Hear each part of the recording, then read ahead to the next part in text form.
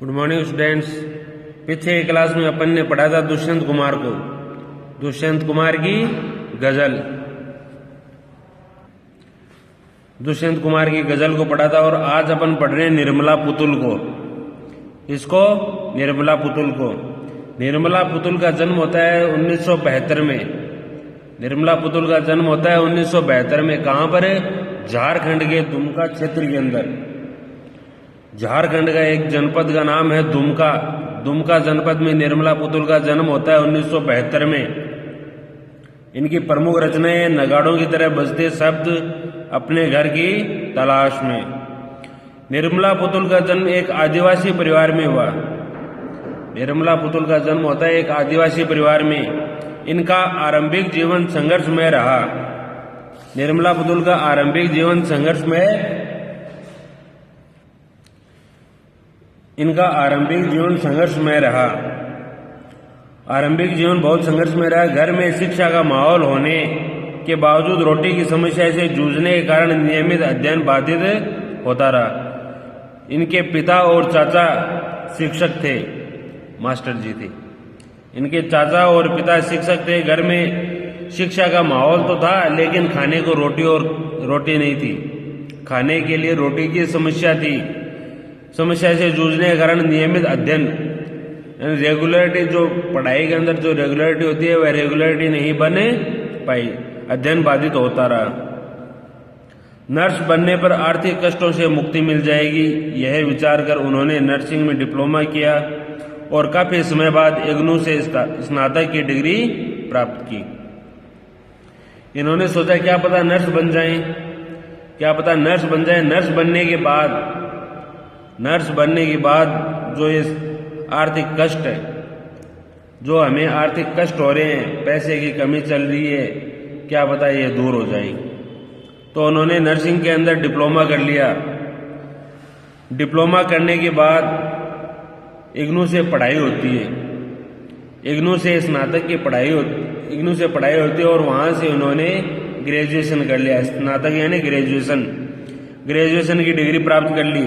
संथाली समाज में उनके राग बोध से गहरा संथाली समाज और उसके राग बोध से गहरा जुड़ाव पहले से था। नर्सिंग की शिक्षा के समय बाहर की दुनिया से भी परिचय हुआ। दोनों समाजों की क्रिया प्रतिक्रिया से वह बोध विकसित हुआ जिससे वह अपने परिवेश की वास्तविक स्थिति को समझने में सफल हो सकी। निर्मला पुतुल का संथाली समाज से गहरा जुड़ाव इसलिए था क्योंकि वह संथाली जाति में ही पैदा हुई थी, संथाली समाज में ही पैदा हुई थी। इसलिए उनका संथाली समाज से और उसके राग बोध से उसका जुड़ाव अधिक था। नर्सिंग की शिक्षा प्राप्त करने के लिए उन्हें घर से बाहर निकलना पड़ा।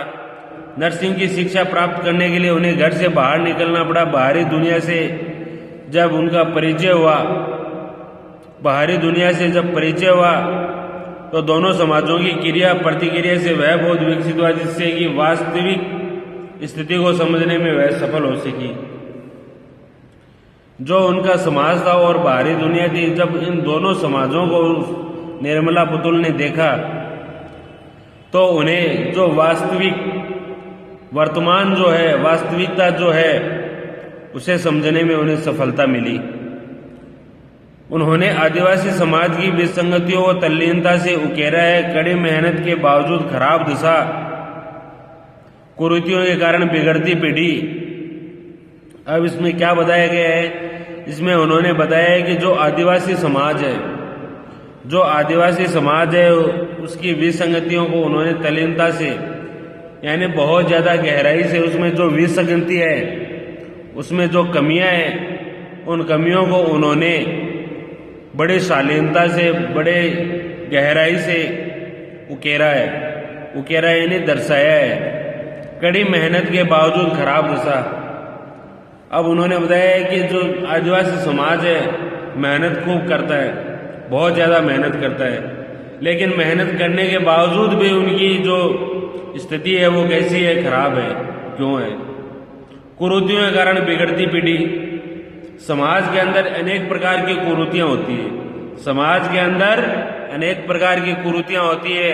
और उन कुरीतियों से पीढ़ियां क्या है, बिगड़ती चली जाती है, गर्त में डूबती चली जाती है। गड्ढे में, जैसे गर्त में डूबना यानी गहराई के अंदर डूबना, गहराई में गर्त में खड्डों में डूबती चली जाती है।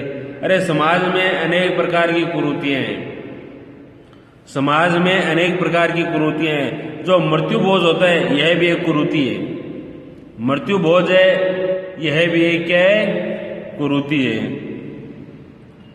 शादी के अंदर बहुत सारा दहेज देना यह भी एक कुरीति है, शादी के अंदर बहुत सारा दहेज देना यह भी एक कुरीति है। इस प्रकार अनेक जो सबसे ज्यादा कुरीतियां हैं वो आदिवासी समाज में है।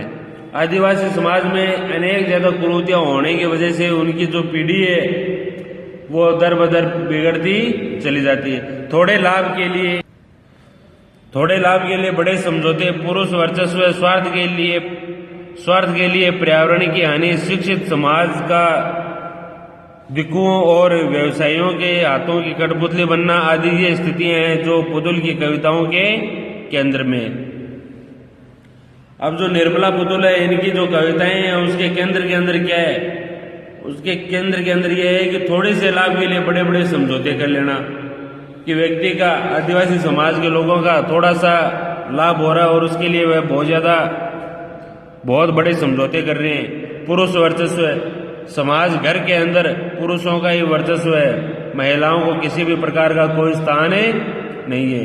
पुरुष प्रधान समाज, पुरुषों का वर्चस्व है, महिलाओं की कुछ भी नहीं सुनी जाती उसमें, उसे कहते हैं पुरुष वर्चस्व है।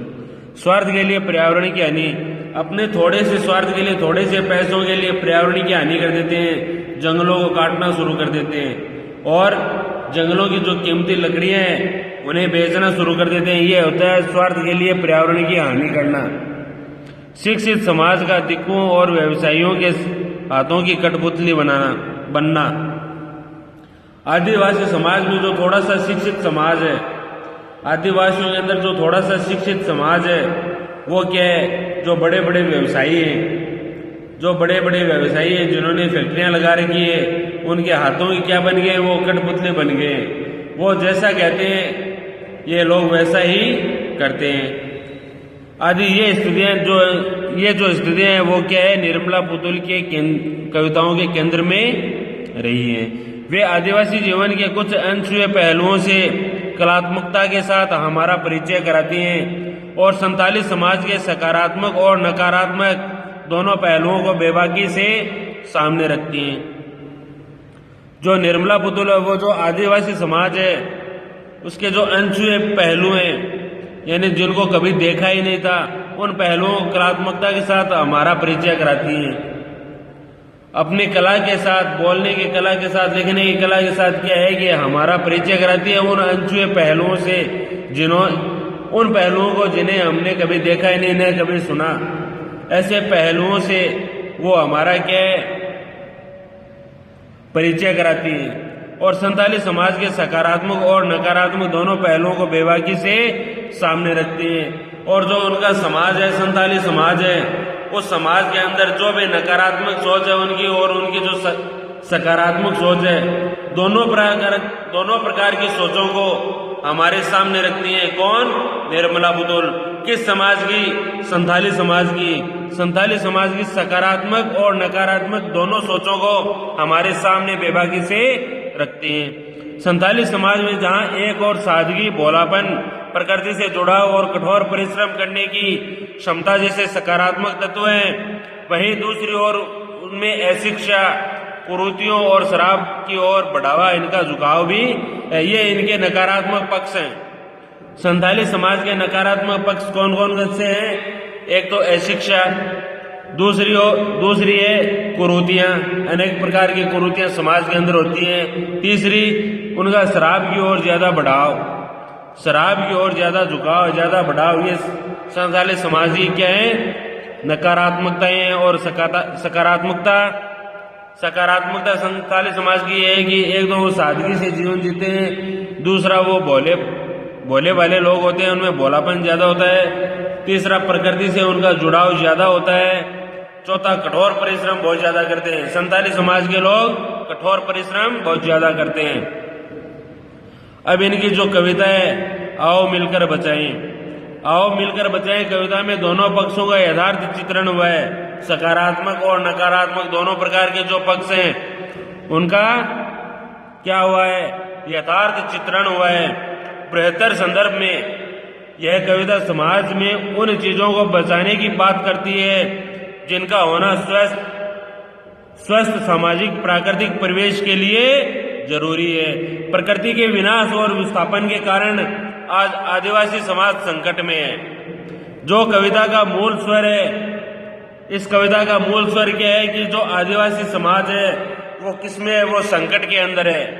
आदिवासी समाज संकट के अंदर है। कविता का मूल भाव यही है। संथाली भाषा से हिंदी रूपांतर अशोक सिंह ने किया। निर्मला पुतुल की भाषा कौन सी है, संथाली। कौन से समाज से बिलोंग करती है, संथाली समाज से। संथाली समाज से बिलोंग करती है, इसलिए इनकी भाषा कौन सी है, संथाली भाषा। और संथाली भाषा में इन्होंने यह कविता लिखी है आओ मिलकर बचाएं। लेकिन संथाली से हिंदी में लिखने का काम, संथाली भाषा से हिंदी में लिखने का काम क्या है, अशोक सिंह ने। अशोक सिंह जो हिंदी के कवि हैं उन्होंने संथाली से इसको कौन सी भाषा में लिखा है, हिंदी भाषा में। इनकी जो कविता है आओ मिलकर बचाएं। अब अपनी बस्तियों को नंगी होने से, शहर की आबो हवा से बचाएं उसे, बचाएं डूबने से पूरी की पूरी बस्ती को हड़िया में। अपने चेहरे पर संथाल परगना की माटी का रंग, भाषा में झारखंडीपन, ठंडी होती दिनचर्या में जीवन की गर्माहट, मन का हरापन, भोलापन, दिल का जुझारूपन, अक्कड़पन, जुझारूपन भी। क्या कह रही है निर्मला पुतुल यहाँ पर, आओ अपनी बस्ती को नंगी होने से, शहर की आबो हवा से बचाएं उसे, बचाएं डूबने से पूरी की पूरी बस्ती को हड़िया में। अब बस्ती किसे कहते हैं, बस्ती कहते हैं जहां पर लोग रहते हैं, लोगों के रहने का स्थान, एक छोटा गांव, एक समाज के जो लोग रहते हैं वह उस समाज की क्या है, बस्ती है। नंगी होने से, नंगी यानी मर्यादाहीन, परंपराहीन, मर्यादाहीन। नंगी यानी मर्यादाहीन। आबो हवा होता है जलवायु, रहन सहन। शहर की आबो हवा से बचाएं उसे, यानी शहर के रहन सहन से बचाएं उसे। निर्मला पुतुल क्या कह रही है, निर्मला पुतुल कह रही है कि अपने बस्तियों को, कि अपना जो समाज है, अपना जो मोहल्ला है, अपना जो गांव है, उसे शहर की जो मर्यादाहीन हवा है, उस जो शहर की हवा है उससे बचाएं, उससे मर्यादाहीन होने से, अपने गांव को, अपने बस्ती को मर्यादाहीन होने से बचाएं। जो कि शहर की आबो हवा से, जो शहर की जो जलवायु है, रहन सहन है, उससे बचाएं डूबने से पूरी की पूरी बस्ती को हड्डिया में। हड्डिया यानी हड्डियों का ढेर। तो निर्मला पुतुल आगे कह रही है कि हमारी जो बस्ती है उसे, उस पूरी की पूरी बस्ती को हड्डियों का ढेर होने से बचाएं। इसका क्या तात्पर्य, इसका तात्पर्य यह है कि निर्मला पुतुल कह रही है, कवयित्री निर्मला पुतुल कह रही है कि जो आदिवासी समाज है, उसकी जो बस्ती है, उनका जो गांव है उसका क्या हो रहा है, शहरीकरण हो रहा है। शहरीकरण के चपेट के अंदर उनके गांव आ रहे हैं। शहरीकरण का उनको बहुत ज़्यादा खतरा होने लगा है कि हमारे गांव में अब शहरीकरण हो जाएगा, और जो शहर की संस्कृति है उसे गांव के लोग क्या करने लगे हैं, अपनाने लगे हैं। आदिवासी लोग भी क्या है, शहर की संस्कृति को, उनके रहन सहन को अपनाने लगे हैं। इससे क्या होगा, इससे यह होगा कि जो गांव की परंपराएं हैं, जो उस गांव की परंपरा है, जो गांव की परंपराएं हैं, वह क्या हो रही है, नष्ट हो रही हैं। जो गांव की संस्कृति है, परंपराएं हैं, वो क्या हो रही हैं, वो नष्ट हो रही हैं। नष्ट क्यों हो रही हैं कि उनके जो गांव हैं, उनकी जो बस्तियां हैं, उनका क्या हो रहा है, शहरीकरण हो रहा है। और जो वहाँ की सभ्यता और संस्कृति है, उस सभ्यता और संस्कृति को गांव के लोग अपनाने लग गए। इसलिए उन्हें डर है कि कहीं उनकी परंपराएं नष्ट न हो जाएं, और अपनी परंपराओं को नष्ट होने से उन्हें बचाना है। उनका जो प्राकृतिक रहन सहन है वो खत्म हो रहा है। कवयित्री कह रही है, निर्मला पुतुल कह रही है, जो आदिवासी लोग हैं उनका जो प्राकृतिक रहन सहन है वो खत्म हो रहा है। खत्म क्यों हो रहा है? क्योंकि गांव के लोग पेड़ों को, जंगलों को काट रहे हैं। शहर के लोगों के कहने पर जंगलों को काट रहे हैं, इससे पर्यावरण दूषित हो रहा है, अनेक पर्यावरणीय घटनाएं घट रही है। उसे बचाने के लिए उसे इस संकट से आदिवासी समाज को क्या होगा? बचाना होगा। इस संकट से आदिवासी समाज को बचाना होगा। कौन से संकट से? कि उन्हें अपने बस्तियों को बचाना है, अपने घरों को बचाना है। क्यों बचाना है? क्योंकि शहरी बस्तियों का क्या हो रहा है? शहरीकरण हो रहा है। बस्तियों का शहरीकरण हो रहा है और आदिवासी लोग हैं वो शहरों की सभ्यता और संस्कृति को अपना रहे हैं, अपनी सभ्यता और संस्कृति को छोड़ रहे हैं। शहर की आबो हवा से बचाए उसे। कवयित्री का तात्पर्य यह है कि जो शहर की सभ्यता और संस्कृति है उस सभ्यता और संस्कृति से इस समाज को क्या है? बचाना है। क्यों बचाना है? क्योंकि अगर गांवों का भी, उनकी बस्तियों का भी शहरीकरण हो जाएगा तो उनकी जो परंपराएं हैं वो क्या हो जाएंगी? वो परंपराएं खत्म हो जाएंगी, नष्ट हो जाएंगी। इसलिए उन परंपराओं को उसे क्या है? बचाना है। इस संकट में आदिवासी समाज को क्या करना होगा? बचाना होगा। पूरे का पूरा आदिवासी समाज इस संकट से क्या है? ग्रस्त है। बचाएं डूबने से पूरी की पूरी बस्ती को। हड़िया में कवयित्री कह रही है कि जो पूरा का पूरा आदिवासी समाज है, आदिवासी समाज की जो बस्ती हैं उन्हें क्या है? बचाना है। क्योंकि वो डूब रही है, वो पूरी की पूरी इस बुराई के अंदर, पूरी की पूरी बस्तियां इस शहरीकरण की बुराई के अंदर क्या है? डूबती जा रही हैं। यदि उन्हें नहीं रोका गया, कवयित्री कह रही है कि यदि उन्हें नहीं बचाया गया, नहीं रोका गया, तो उनका जो सर्वस्व है, उनकी जो परंपराएं हैं वो पूरी पूरी नष्ट हो जाएंगी और एक मात्र राख का ढेर या हड्डियों का ढेर रह जाएगा। इसमें कवयित्री कह रही है कि उनका तात्पर्य है कि हमारी जो बस्तियां हैं, जो आदिवासी समाज की बस्तियां हैं, उन्हें क्या बचाना है? शहरीकरण से बचाना है। और नंगी होने से यानी शहरों की, नगरों की जो सभ्यता और संस्कृति है उसे गांवों के लोग क्या करने लगे हैं? अपनाने लगे हैं। शहर की आबो हवा से बचाएं उसे, और शहर की जो सभ्यता और संस्कृति है उससे हमारे समाज को बचाएं। नहीं तो पूरी की पूरी आदिवासी समाज की जो परंपराएं हैं वह नष्ट हो जाएंगी। बचाएं डूबने से पूरी की पूरी बस्ती को। हड़िया में कवयित्री आगे कह रही है कि हमारा जो समाज है उसे पूरा का पूरा समाज डूब रहा है, उसे डूबने से बचाना है। किस में डूब रहा है? शहरीकरण में डूब रहा है। किस में डूब रहा है? हमारा समाज डूब रहा है शहरीकरण में। उस समाज को डूबने से बचाना है, नहीं तो पूरा का पूरा जो समाज है वो इसमें डूब जाएगा और एकमात्र हड्डियों का ढेर रह जाएगा। अपने चेहरे पर संथाल परगना की माटी का रंग, भाषा में झारखंडीपन, ठंडी होती दिनचर्या में जीवन की गर्माहट, मन का हरापन, जीवन की गर्माहट, मन का हरापन, भोलापन, दिल का अक्खड़पन, जुझारूपन भी। अब कवयित्री क्या कह रही है? कवयित्री कह रही है संथाल परगना की माटी का रंग। संथाल एक जाति विशेष है। संथाल परगना यानी झारखंड का एक क्षेत्र। संथाल एक जाति विशेष से संबंधित है। चेहरा यानी मुंह। झारखंडीपन यानी झारखंड की विशेषताएं। भाषा में झारखंडीपन यानी झारखंड की विशेषताएं। ठंडी होती दिनचर्या में जीवन की गर्माहट, मन का हरापन, दिल का भोलापन, दिल का अक्खड़पन, जुझारूपन भी। ठंडी होती यानी गति होती धीमी, ठंडा होना यानी धीमा होना। दिनचर्या यानी जो दैनिक कार्यकलाप होते हैं, उसे अपन दिन में जो प्रतिदिन कार्य करते हैं उसे कहते हैं दिनचर्या। गर्माहट, गर्माहट का अर्थ है गर्मी, उमंग और उल्लास।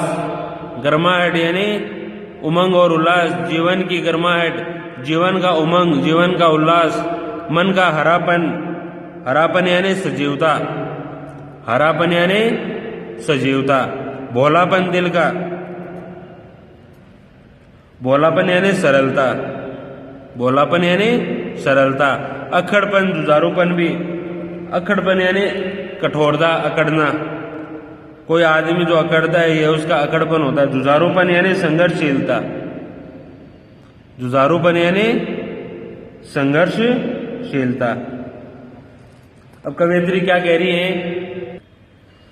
कवयित्री क्या कह रही है कि अपने चेहरे पर संथाल परगना की माटी का रंग, भाषा में झारखंडीपन। कवयित्री कह रही है कि जो संथाली समाज है, संथाली समाज है, उसके जो संथाली समाज को शहरीकरण के विरुद्ध सतर्क रहने के लिए कवयित्री कह रही है। कवयित्री कह रही है कि संथाली समाज आपको शहरीकरण के विरुद्ध सतर्क रहना चाहिए, उन्हें सतर्क रहने के लिए कह रही है। उनको शहर की सभ्यता के दुष्प्रभाव से बचाना चाहती हैं। शहर की सभ्यता के दुष्प्रभाव से कौन बचाना चाहती है? कवयित्री। कवयित्री कौन है? निर्मला पुतुल। निर्मला पुतुल क्या कह रही है कि अपने चेहरे पर संथाली भाषा की माटी का रंग, भाषा में झारखंडीपन। कवयित्री कह रही है कि उनके चेहरे पर लोक संस्कृति की छाप होनी चाहिए। कौन से लोक संस्कृति की? जो उनका परंपरागत रूप है वही उनके ऊपर रहना चाहिए, उनके ऊपर शहरीकरण नहीं चढ़ना चाहिए। उनकी भाषा कैसी होनी चाहिए? भाषा उनकी जो हमेशा से वो बोलते हैं, जो भाषा दैनिक बोलचाल की भाषा में जो भाषा बोलते हैं वही भाषा होनी चाहिए। उस भाषा में झारखंडीपन होना चाहिए, ना कि शहरीकरण।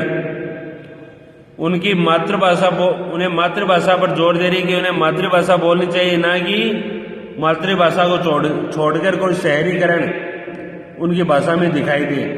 कवयित्री कह रही है कि उनके चेहरे पर लोक संस्कृति की छाप स्पष्ट रूप से दिखाई देनी चाहिए। उनके प्रत्येक क्रियाकलाप में संथाली क्षेत्र की विशेषताएं दिखाई देनी चाहिए कि वो कौन से क्षेत्र से हैं, कि संथाली क्षेत्र से। तो संथाली क्षेत्र के जो क्रियाकलाप हैं वो उनके चेहरे पर दिखाई देने चाहिए। उनकी भाषा में कैसा रंग होना चाहिए? मातृभाषा का, झारखंडी भाषा का रंग होना चाहिए। मातृभाषा का उनके चेहरे पर रंग होना चाहिए, ना कि कोई शहरीकरण की भाषा का। उनको अपनी मातृभाषा का प्रयोग ही दैनिक बोलचाल में करना चाहिए कि रोजमर्रा की जो बोलचाल की भाषा है उसमें उन्हें अपनी मातृभाषा का ही प्रयोग करना चाहिए, ना कि किसी दूसरी भाषा का।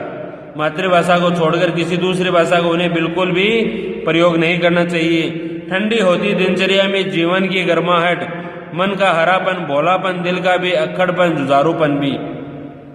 कवयित्री क्या कहती है? कवयित्री कह रही है कि संथाली लोगों के दैनिक कार्यकलापों पर भारी प्रभाव पड़ रहा है ठंडी होती दिनचर्या में, कि उनका जो दैनिक रोजमर्रा का जो कार्य है, रोजमर्रा का जो काम है, उसके ऊपर बाहरी प्रभाव पड़ रहा है। यानी जो शहरीकरण है उनके ऊपर दैनिक रोजमर्रा के कार्यों पर भी शहरीकरण का प्रभाव होता जा रहा है। ठंडी होती दिनचर्या, इसका मतलब यह है कि उनका जो रोजमर्रा का दैनिक कार्य है उस पर भी बाहरी लोगों का प्रभाव पड़ रहा है।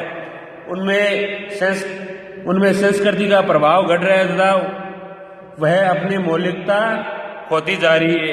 जीवन की गर्माहट, मन का हरापन, भोलापन, दिल का भी अक्खड़पन, जुझारूपन भी। संथाली समाज में जो उमंग, उत्साह और प्रबलता होती है वह अब उनके कार्यों में दिखाई नहीं दे रही है। कि उनके जीवन की गर्माहट, मन का हरापन, क्यों संथाली लोगों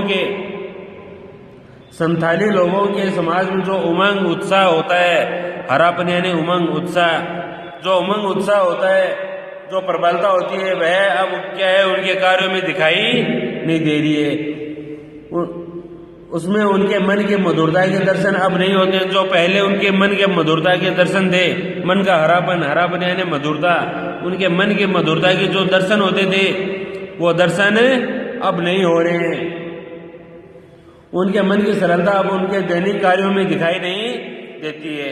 अक्खड़पन कभी उनका गुण हुआ करता था, अब उनके जीवन से गायब हो गया है। कवियत्री क्या कह रही है कि उनका जो अक्खड़पन था, जो उनका एक गुण हुआ करता था, किनका? संथाली लोगों का। संथाली लोगों का जो एक गुण हुआ करता था अक्खड़पन, अब वह भी क्या हो रहा है? गायब हो रहा है। वे कठोर और विपरीत परिस्थितियों से संघर्ष के लिए तत्पर रहते थे, उनकी वह संघर्षशीलता भी अब दिखाई नहीं देती। जुझारूपन यानी संघर्षशीलता। कवियत्री कह रही है कि जो संथाली लोग हैं, उनका जो जुझारूपन, जो कठोर परिश्रम और विपरीत परिस्थितियों में भी संघर्ष करने का जो उनका गुण था, वह अब उनके जीवन से क्या हो रहा है? गायब हो रहा है। वह अब दिखाई नहीं दे रहा। वे सदैव कठोर और विपरीत परिस्थितियों में से संघर्ष के लिए तत्पर रहते थे, उनकी यह संघर्षशीलता अब दिखाई नहीं दे रही है। संथाली समाज की रक्षा के लिए उनके इन सभी गुणों और विशेषताओं को क्या करना होगा? बचाना होगा। कवियत्री क्या कह रही है कि संथाली समाज के जो ये गुण हैं, मन की मधुरता, भोलापन, उनका अक्खड़पन और विपरीत परिस्थितियों में काम करना और संघर्ष के लिए तत्पर रहना, उनके जो गुण हैं, उनको क्या होगा? उनकी रक्षा के लिए उनकी रक्षा करनी होगी और इन सभी गुणों और विशेषताओं को क्या करना होगा? बचाना होगा। इस प्रकार कवियत्री संथाली समाज के बारे में बता रही है कि किस प्रकार संथाली समाज को शहर की हवा लग रही है, शहरीकरण हो रहा है, और उन्हें क्या करना है? उन्हें पूरी की पूरी बस्ती को बचाना है, उनकी भाषा में झारखंडीपन लाना है, उनके चेहरे पर संथाल समाज की जो चमक है वो चमक आनी चाहिए, और उनकी जो दिनचर्या है उसके ऊपर शहरीकरण का प्रभाव हो रहा है, उस शहरीकरण के प्रभाव को क्या करना है? कम करना है, मिटाना है। कवियत्री की यही एक इच्छा है कि जो शहरीकरण है उसको क्या करना है? कम करना है, और जो उनका परंपरागत रूप है उस परंपरागत रूप को ही वापस दिखाना है, उस परंपरागत रूप को ही वापस लाना है। उनके हितों की रक्षा करनी है, संथाली समाज के हितों की रक्षा करनी है, उनकी विशेषताओं को, गुणों को क्या करना है? बचाना है। Okay, thank you. आगे की क्लास में पढ़ेंगे, आगे का कल की क्लास में आगे का पढ़ेंगे, ठीक है।